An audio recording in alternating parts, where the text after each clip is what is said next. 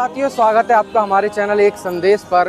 मैं राहुल लोधी आज डिवाई में हूँ और डिवाई में आज होलिका पूजन हो रहा है और इस अवसर पर आज हम होली गेट पर हैं, जहाँ होली द्वार के नाम से ये जगह मशहूर है। तो आप देख रहे हैं किस प्रकार से यहाँ पर महिलाएं पूजन के लिए आई हुई हैं।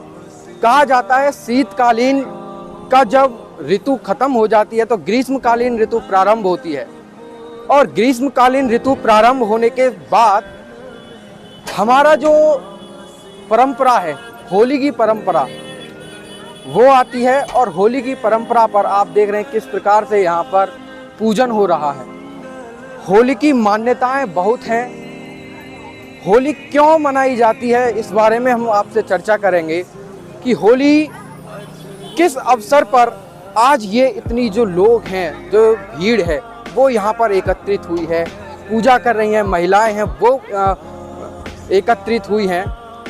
तो होली का पर्व हमारी प्राचीन परंपरा ही है, बहुत वर्षों से मनता आ रहा है। कहा जाता है कि जब प्राचीन काल में हिरण्यकश्यप और प्रहलाद की कहानियां आपने सुनी होंगी। जब प्रहलाद भगवान विष्णु के भक्त के नाम से जाने जाते हैं और प्रहलाद की हमने देखा है, कहानियों में भी पढ़ा है कि किस प्रकार से प्राचीन परंपरा रही है। प्राचीन भारत में बहुत बड़े भक्त, शैव भक्त, वैष्णव भक्त भी यहाँ पर पैदा हुए हैं और भगवान के नाम पर जिन्होंने अपना नाम अमर कर दिया है। उसी प्रकार से हम भक्त प्रहलाद की बात करते हैं कि किस प्रकार से हिरण्यकश्यप ने उन्हें बहुत सारे कठोर दंड दिए, लेकिन उसके बाद भी वो बच निकले। तो होलिका मैया आप देख रहे हैं किस प्रकार से यहाँ पर सजाई गई हैं और होलिका दहन आज है 8 तारीख को सुबह 5 बजे होलिका दहन कर दी जाएगी। और इस अवसर पर हम होलिका के बारे में बताते हैं, आखिर होलिका दहन क्यों करते हैं। होलिका दहन का भी एक अपना ही अलग परंपरा है कि जब हिरण्यकश्यप बहुत परेशान हो चुका था, बहुत ज़्यादा परेशान हो चुका था, प्रहलाद को मारने का प्रयत्न कर रहा था क्योंकि वो राक्षस प्रवृत्ति का था।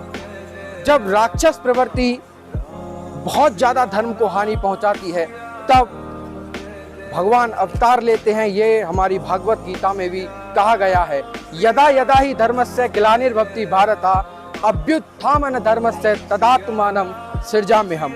जब जब धर्म की हानि हुई है, तब तब यहाँ पर भगवान ने अवतार लिया है। ये हमारी मान्यता है, श्रीमद् भगवत गीता की अनुसार भी यही माना जाता है। तो जब हिरण्यकश्यप परेशान हो गया था, कोई भी बहुत सारे प्रयत्न किए उसे मारने के, प्रहलाद जी को मारने के, लेकिन तब भी वो सफल नहीं हो पाया। तो उनकी ही बहन थी होलिका।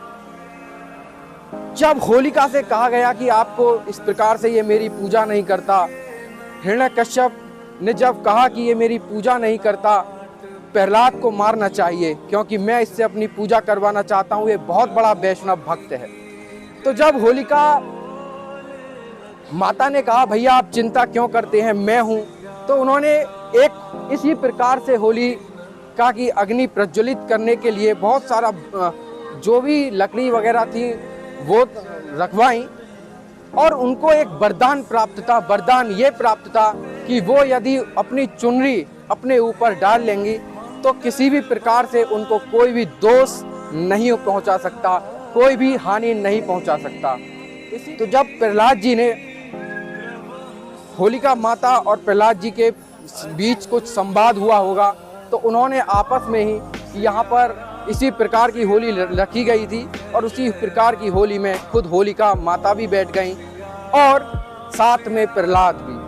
प्रहलाद के बैठने के बाद उन्हें पता था कि मुझे मारने का प्रयास हो रहा है, तो वो अपनी भक्ति में लीन हो गए और भगवान विष्णु की प्रार्थना करने लगे कि किस प्रकार से भगवान मुझे बचाइए।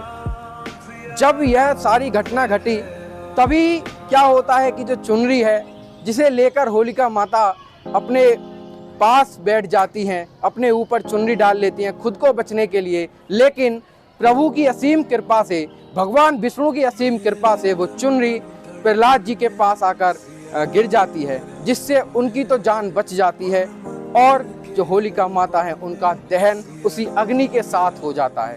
तो ये भी बहुत सारी कहानियां हैं होलिका दहन होने की, होलिका पर्व की। कहा यह भी जाता है कि होलिका माता ने स्व इच्छा से प्रहलाद जी को बचाया था।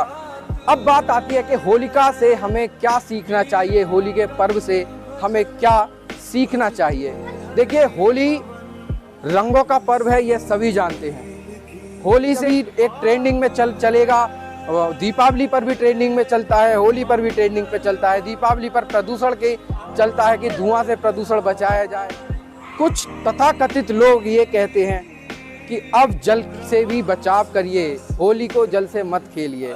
ये उनकी अपनी विचारधाराएं हैं, लेकिन हमें होली से यह सीखना चाहिए कि जब कोई भी जाति हो, कोई भी धर्म हो, कोई भी संप्रदाय हो, यदि हम लोग सभी एकता का भाव नहीं रखेंगे, हम लोग यदि एक नहीं रहेंगे, तो इस प्रकार से हम होली को किसी प्रकार से नहीं मना सकते। तो आप सभी को हमारे चैनल एक संदेश की तरफ से बहुत बहुत होली की शुभकामनाएं। ये कहानी थी और मैं आपसे यही कहूँगा कि बिना जाति पाति के भेदभाव के, बिना सांप्रदायिकता के यह पर्व बहुत अच्छे तरीके से मनाइए, बहुत अच्छे ढंग से मनाइए, जिससे कि एक मिसाल पेश हो कि हमारे देश में एक ही जाति है, एक ही धर्म है, वो है भारतीयता, इंडियन। तो जब तक के लिए बने रहिए और जुड़े रहिए। हम आप